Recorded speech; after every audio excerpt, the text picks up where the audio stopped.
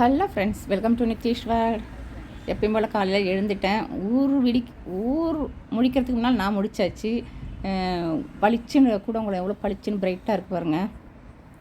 கோழி கூவும், எனக்கு முன்னால் அது எழுந்துடும். அப்படியே கொஞ்சம் நேரம் அப்படியே மாடியில் கொஞ்சம் இருந்துட்டு அந்த பூக்கள்லாம் காலையில் பூத்துருக்கும். அதெல்லாம் பார்க்க ரொம்ப சந்தோஷமாக இருக்கும். அப்படியே பளிச்சுன்னு இருக்கும் அந்த வெளிச்சத்தில். அதெல்லாம் கொஞ்சம் நேரம் பார்த்து மனசை ரெஃப்ரெஷ் பண்ணிக்கிட்டு, ஃப்ரெஷ்ஷான காற்று இருக்கும்ல, அதெல்லாம் அப்படியே ஸ்மெல் பண்ணிவிட்டு அப்படி கொஞ்சம் நேரம் அப்படியே ரிலாக்ஸ் பண்ணிவிட்டு அதுக்கப்புறம் எப்பயும் போல் நம்ம ஒரு வேலையை ஆரம்பிக்கணுமே. அதனால் கிச்சனுக்கு வந்துட்டேன். பசங்க படிச்சிட்ருக்கா, நித்யா தூங்குறா, பிரியா படிச்சுட்டு இருக்கா. நைட்டே இதெல்லாம் ஊற வச்சுட்டேன். இது வந்து கிரேவி பண்ணுறதுக்கு சாதம் வந்து அரிசி ஊற வச்சுட்டேன். நைட்டே வந்து பெசரட் தோசைக்கு அதுக்கும் ஊற வச்சுட்டேன். அதுக்கப்புறம் கம்பு, அது வந்து ரொம்ப நாளாச்சு செய்யவே இல்லை, அப்படியே இருந்தது. சரி கூழ் வேணுமான்னு கேட்டால் பிரியா, அதனால் அதை வந்து ஊற வச்சுட்டேன். இதெல்லாம் ப்ரிப்பேர் பண்ண போகிறேன். இன்றைக்கி என்னவோ தெரில, மனசு ரொம்ப ஏதோ ஒரு கவலையாகவே இருக்குது. எனக்கு என்னன்னே தெரியல. நித்யா பிரியா 2 பேருமே எனக்கு 2 கண்ணு மாதிரி தான். இந்த எண்ணெய் வந்து பசங்களுக்கு ஹேர் ஆயில் தீர்ந்துருச்சு. அதனால் நான் வீட்டிலே ப்ரிப்பேர் பண்ணிட்டேன். எப்பயும் வீட்டில் இருக்கிறத மட்டும் போட்டு செய்வேன். இந்த தடவை கொஞ்சம் கடையிலையும் பொருள்கள்லாம் வாங்கி செஞ்சேன். சீசனுக்கு தந்தாப்பில் முடியை கொஞ்சம் கேர் பண்ணால் தான் முடியும், அதனுடைய வளர்ச்சியை தரும் நமக்கு. அதனால் நான் கொஞ்சம் பொருளெல்லாம் கடையில் வாங்கி நாட்டு மருந்து கடையில் போட்டு ரெடி பண்ணி வச்சிட்டேன். பையனுக்கு கொஞ்சம் கொடுத்து விட்டேன். அவனுக்கு கொஞ்சம் முடியெலாம் பொல்யூஷனாக இருக்காங்க சென்னையில், நிறைய முடி உதிர்த்துமான்னு சொன்னதுனால அதை கொஞ்சம் ரெடி பண்ணி கொடுத்துட்டு பசங்களுக்கும் வச்சுக்கிட்டேன். அது வீடியோ எடுக்கலை. நெக்ஸ்ட் டைம் நான் உங்களுக்கு அது வீடியோ போடுறேன்.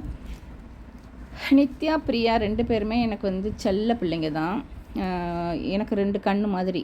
இப்போ கமெண்ட் கேட்டிங்க, என் நல்லதுக்கு தான் கேட்குறீங்க, உங்களுடைய டவுட்ஸை கேட்குறீங்க. நீங்கள் வந்து நித்யாவை மட்டும் ரொம்ப கேர் பண்ணிக்கிறீங்க, பிரியாவை கவனிக்கிறது இல்லையோன்னு நினைக்கிறேன் அப்படின்னு சொல்லிட்டு ஒரு கமெண்ட் பண்ணியிருந்தீங்க.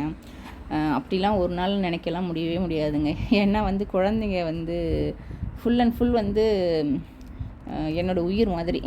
எல்லாருக்கும் அப்படி தான். எனக்கு அவங்க கண்ணுலேருந்து ஒரு சொட்டு கண்ணீர் இருந்தாலே என்னால் தாங்கிக்க முடியாது. அந்தளவுக்கு நான் அவங்களை வந்து ரொம்ப அப்படியே வச்சு பொத்தி வச்சுருக்கேன். இப்போ பொதுவாக எனக்கு வந்து நான் 2 கண்ணுன்னு சொன்னேன்ல, இப்போ ஒரு கண்ணில் ஒரு பிரச்சனை இருக்குதுன்னு வச்சுக்கோங்களேன். அப்போ நம்ம அந்த கண்ணை வந்து ரொம்ப கவனமாக கேர் பண்ணுவோம், ஹாஸ்பிட்டல் போவோம், ட்ரீட்மெண்ட் பண்ணுவோம், சரி பண்ணுறதுக்கு பார்ப்போம் இல்லையா. அந்த ஒரு சிச்சுவேஷனில் தான் வந்து நித்யஸ்ரீ இருக்கா. அதனால் இன்னொரு கண்ணுக்கும் நம்ம ட்ரீட்மெண்ட் பண்ணுவோமா? இல்லைல்ல. அந்த வீணாக, அதாவது என்ன பராமரிப்பு தேவையோ, என்ன கேரிங் தேவையோ அந்த கண்ணுக்கு மட்டும்தான் நம்ம சிகிச்சை பண்ணுவோம். அதே மாதிரி தான் வந்து நித்யாவுக்கு பண்ணிகிட்ருக்கேன். நல்லா இருக்க கண்ணுக்கு செய்ய மாட்டோம்ல. அப்படி தான் பிரியா. அவள் வேலையை பார்ப்பா, வருவா, முடிஞ்சால் எனக்கு ஹெல்ப் பண்ணுவா. இல்லை எனக்கு அவளால் எனக்கு எந்த தொந்தரவும் இல்லை, என்னாலேயும் அவளுக்கு தொந்தரவு இல்லை அப்படிங்கிற மாதிரி போயிட்டுருக்கு. இப்போ படிப்பும் +2ங்கிறதுனால படிச்சுட்டு இருக்கா. நான் அவளை டிஸ்டர்ப் பண்ண மாட்டேன். அவளாக படித்து முடிச்சுட்டு விரும்பி வந்தால் மட்டும்தான் எனக்கு ஹெல்ப் பண்ணுவாள். இல்லைன்னா நான் அவளை தொந்தரவே பண்ண மாட்டேன். என்ன ஒரு 1/2 மணி நேரம் கூட முன்னால் எழுந்துட்டு வேலையை பார்த்தா வேலை முடிஞ்சிடும்.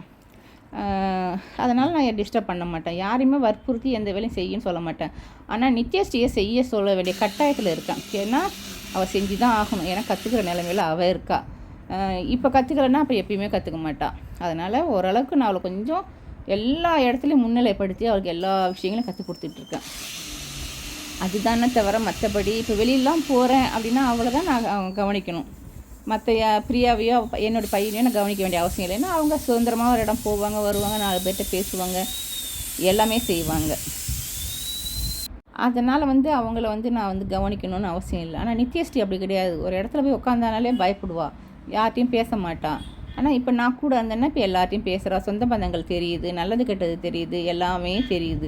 அப்போ நான் அவள் கூட வந்து எல்லாத்தையும் கற்றுக் கொடுக்கணும். என்ன ஃபங்க்ஷனுக்கு வந்திருக்கோம், என்ன விஷயமா சேர்ந்துருக்கோம், என்ன சாப்பிட போகிறோம், என்ன செய்ய போகிறோம், இப்படி A to Z எல்லாமே நான் அவளுக்கு கற்றுக் கொடுக்குற நிலமையில தான் அவள் இருக்கா.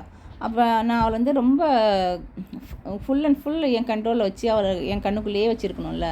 அதுதான் நடக்குது இங்கே. உங்கள் பார்வைக்கு வந்து நான் ஃப்ரீயாக விட்டுட்ட மாதிரியும் நித்யஸ்ரீயை மட்டும் அப்படியே பிடிச்சிட்டு அப்படிலாம் இல்லை.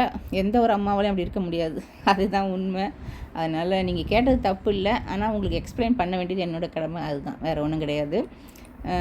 சமையல் ஆல்மோஸ்ட் வந்து நான் எவ்வளோ நாள் சமைச்சிக்கிட்டே இருப்பேன். எல்லா பொருளும் இருக்குது, டக்குன்னு செஞ்சுக்கிட்டே இருப்பேன். அதில் எனக்கு எந்த சலிப்பும் வராது. ஏன் செய்யணும் அப்படின்னு நினைக்கவும் மாட்டேன். ஆனால் எல்லாத்தையும் செஞ்சு முடிச்சு வச்சுட்டு கொஞ்சம் டைம் வேணும். அது ரெஸ்ட் எடுக்கிறதுக்கு எனக்கு டைம் இருக்காது. அப்போ வந்து கொஞ்சம் கஷ்டமாக இருக்கும். பாத்திரம் தைக்கணும், மறுபடியும் குழந்தைங்களாம் ஸ்கூலுக்கு போனதுக்கப்புறம் துணிமணிலாம் துவைச்சி போடுறதுக்கு மிஷினில் போடணும், பெருக்கி அதுக்கப்புறம் இது வந்து இப்போன்னு கிடையாது, 3 குழந்தைங்களையுமே நான் தனியாக தான் வந்து வளர்த்துக்கிட்டு வரேன். இப்போ வரைக்கும் எனக்கு மூச்சு விட கூட நேரம் கிடையாது. அவர் கூடவே ஓடிட்டுருக்கணும். கடைக்கு அவர் கம்பெனிக்கு போவார், நான் கடையில் உட்காரணும், அப்புறம் மறுபடியும் வீட்டுக்கு வரணும், பசங்களை போய் ஸ்கூல்லேருந்து அழைச்சிட்டு வரணும். இப்படி பல கஷ்டங்களை அனுபவிச்சு தான் இன்னமும் அதுக்கான முடிவே இல்லை. அப்படிங்கும்போது கொஞ்சம் கஷ்டமாக இருக்குது. பட் பிரியாவை பற்றி பிரச்சனை இல்லை, நித்யஸ்ரீக்கு இவ்வளோ பிரச்சனைகளோடு அவளை ஓடிக்கிட்டே இருக்கேனா, அது ரொம்ப நமக்கு இன்னும் எவ்வளோ நாள் ஓட வேண்டியிருக்குமோன்னு கொஞ்சம் கவலையாக இருக்குது. அதுதானே தவிர மற்றபடி எந்த ஒரு கஷ்டத்தையும் கடவுள் எனக்கு தரவே இல்லை. படித்து முடிச்சுட்டு வந்துட்டா, நான் எதாவது அரைச்சி தரமா போகிறேன் வரேன்னு சொல்லிட்டு. இதுதான் இந்த ஒரு சப்போர்ட் எனக்கு கிடைக்காதனால எனக்கு கஷ்டங்கள் தெரியறது கிடையாது. இப்போ நான் நித்யஸ்ரீ கூப்பிடணும், வாமா வந்து அம்மா ஹெல்ப் பண்ணுன்னு சொன்னால் தான் வருவாள். ஆனால் மற்றபடி அவளாக வந்து எதாவது செய்யணுமான்னு கேட்க மாட்டான். ஆனால் விவரம் இருக்கிறதுனால சரிம்மா நான் எதாவது செய்யணுமா, நான் ஸ்கூலுக்கு கிளம்புறதுக்கு முன்னால் வந்து செய்யணும் அப்படின்னு செஞ்சு கொடுப்பா. இதுதான் வந்து இவளுக்கும் அவளுக்குள்ள வித்தியாசம். இவங்களை நான் வச்சுருக்கிற ட்ரீட் பண்ணுற விதமும் இவ்வளோ தான். இவள் சொல்லாமலே செய்வாள், அவள் சொல்லி தான் செய்வாள். அவ்வளோதான் வித்தியாசம் 2 பேருக்கும். நைட்டே சில பேர் செஞ்சு வச்சுருவாங்க, ஆனால் எனக்கு அதெல்லாம் பிடிக்காது. நான் காலையில் எழுந்து தான் கொஞ்சம் அரை மணி நேரம் முன்னால் இருந்தாலும் பரவாயில்லன்னு ஃப்ரெஷ்ஷாக எல்லாமே பண்ணணுன்னு ஆசைப்படுவேன். பரப்பரப்பரம் எல்லா வேலையும் முடிச்சிருவேன், அது ஒன்றும் பிரச்சனை இல்லை. இன்றைக்கி அப்படி இருந்துமே கொஞ்சம் 10 நிமிஷம் லேட்டான மாதிரி ஆகிப்போச்சு. டிஃபன் ரெடி பண்ணணும், பெசரட் தோசைக்கு அதை சட்னி அரைக்கல, அந்த குருமா குழம்பே சாப்பிட்டுக்கிறேன் அப்படின்ட்டா. கூழும் ரெடி ஆகிடுச்சு ஆல்மோஸ்ட்டு. இந்த வெயிலுக்கு இங்கே நல்லா வெயில் கொளுத்த ஆரம்பிச்சிருச்சு, அதனால தான் கொஞ்சம் மோர் போட்டு சாப்பிட்டா நல்லா இருக்குமேன்னு சொல்லிவிட்டு இந்த கம்பங்கூழ் ரெடி பண்ணிட்டேன். இது நல்லா வேகணும், இல்லைன்னா வயிற்றால போக ஆரம்பிச்சிடும். அதனால் கம்பு வந்து நல்லா வேகணும்.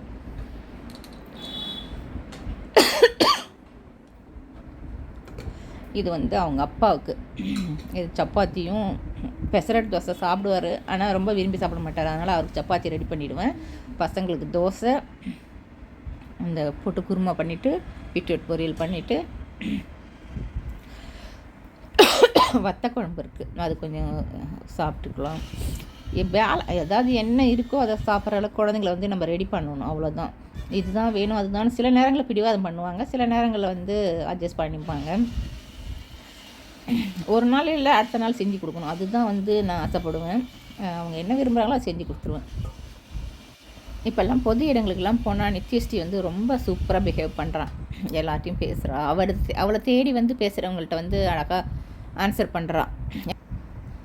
அந்த மாதிரி நிறைய விஷயங்கள் வந்து அவள்கிட்ட சேஞ்சஸ் கிடைக்குது. பூவே வைக்க மாட்டேன்னு அப்படி அடம் பண்ணுவாள், ஆனால் இப்போ பூ வச்சுக்கிறா. தலையே வர மாட்டேன்னு அடம் பண்ணுவாள், தலை வரைக்கிறா. இப்படி நிறையா சேஞ்சஸ் கொண்டு வந்திருக்கு உடம்புல, அவள் மனசில் எல்லா விஷயங்களையும் அவள் சேஞ்சஸ் பண்ணிக்கிட்டே வருது. இது வந்து அந்த வளர்ச்சிங்கிறது வந்து நம்ம விடாப்பிடியாக அவள் கூட அந்த டைம் ஸ்பெண்ட் பண்ணுறதுனால தான் கிடச்சிது. மற்ற எந்த ஒரு மெடிசனும் கிடையாது அவளுக்கு. மெடிசன் இல்லாத ஒரு குழந்தைக்கு அதை எப்படி நம்ம சரி பண்ணணும்னு யோசித்தா நான் அவள் கூட இருக்கிறது மட்டும்தான் சரின்னு பட்டுச்சு. அதனால தான் எல்லா விஷயங்களுமே நான் வந்து அவளை முன்னிலையில் படுத்தி கொண்டு கொண்டு கொண்டு கொண்டு வந்து இன்றைக்கி உங்களுக்கே அவளுடைய மாற்றங்கள் நல்லாவே தெரியும்னு நினைக்கிறேன். இந்த மாற்றங்கள் இன்னும் நிறையா வரணும். இப்போ நித்யஸ்ரீ மாதிரி நிறைய குழந்தைங்கள் இருக்காங்க. டவுன் சிண்ட்ரம் அப்படின்னாலே வந்து ஒரே மாதிரி ஃபேஸ் இருக்கும். நிறைய பேர் கூட நினைக்கலாம் நீங்கள் இவ்வளோ மாதிரியே அந்த குழந்தைய அங்கே பார்த்தேன். நிறைய பேர் கேட்டிருக்காங்க என்னையும், இந்த குழந்தை மாதிரி இன்னொரு குழந்தைய பார்த்துருக்கேன்னு. ஆமாம், அப்படி தான் அவங்களுடைய முக அமைப்புங்கிறது அப்படி தான் இருக்கும். அவங்கள்ட்ட எந்த மாற்றமும் இருக்காது. ஆனால் வளர்ச்சியை வந்து நம்ம தான் கொண்டு வரணும். ஒரு சில குழந்தைங்களுக்கு வந்து ஹார்மோன் ப்ராப்ளம்ஸ் நிறையா இருக்கும், பல பிரச்சனைகள் இருக்கும் இவங்களுக்கு. ஏதோ நம்ம என்ன பிரச்சனைன்னு கண்டுபிடிச்சி நம்ம ஆரம்பத்தில் ட்ரீட்மெண்ட் பண்ணிட்டோம்னா ஓரளவு கொண்டு வந்துடலாம். இல்லைன்னா அதை நம்ம சமாளிக்கிறது ரொம்ப கஷ்டம். அவ்வளோ ஒரு ப்ராப்ளம்ஸ் இருக்குது அந்த மாதிரி குழந்தைங்களுக்கு. ஓரளவுக்கு அந்த சின்ன வயசுலேயே நாங்கள் வந்து கண்டுபிடிச்சி ஓரளவுக்கு இதுக்கு ட்ரீட்மெண்ட் இல்லைனாலும் வேறு அடுத்தது என்ன பண்ணலாம், நிமான்ஸ் ஹாஸ்பிட்டல் பெங்களூரில் போய் ஒரு 20 days வெயிட் பண்ணோம். அப்போனா அவள் பார்த்துங்க ட்ரீட்மெண்ட் நாங்கள் எந்தளவுக்கு கொடுத்துருக்கோம் அப்படின்னு சொல்லிட்டு.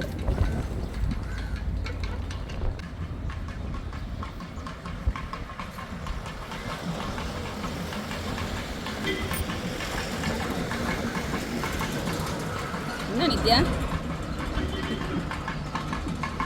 சாமி காணும் அங்கே வருது பாரு.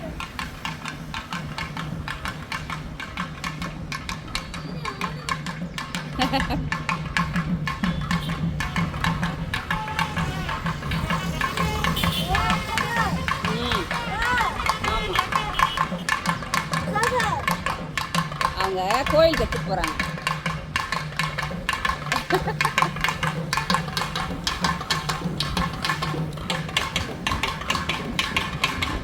என்னது வித்யா?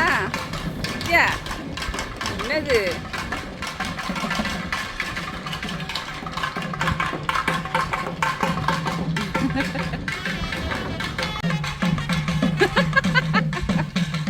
ஆடுறா ஆடுறா ஆடுறா. ஆட்டம் பலமா இருக்கு. வா வா இங்க வா. ஏய்யா சூப்பர் ஆடை. சரி வா அம்மா ஹெல்ப் பண்ண. வா இங்க வா.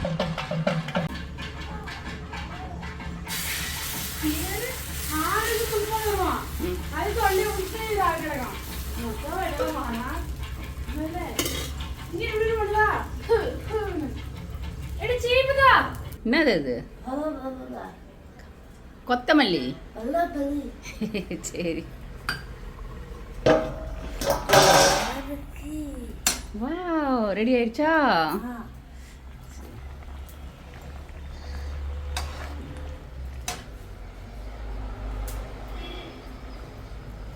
தோசை திருப்பு. பூனைக்குட்டி வா. எப்படி இருக்கு பூனைக்குட்டி? சீக்கிரம் சீக்கிரம் சீக்கிரம் தோசை திருப்பு. அப்பா சூப்பர். நம்மளோட பெசர் தோசையும் ரெடி.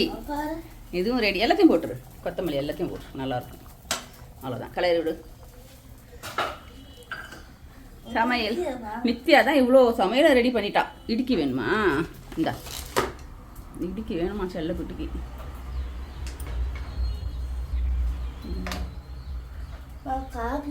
காப்பி வேணுமா? சரி ஓகே. நித்யாவும் பிரியாவும் எனக்கு ரெண்டு கண்கள் மாதிரி தான். நான் இவ தனியாக அவ தனியாக பார்க்க மாட்டேன். Okay bye. தேங்க்யூ ஃபார் வாட்சிங். ஓகே.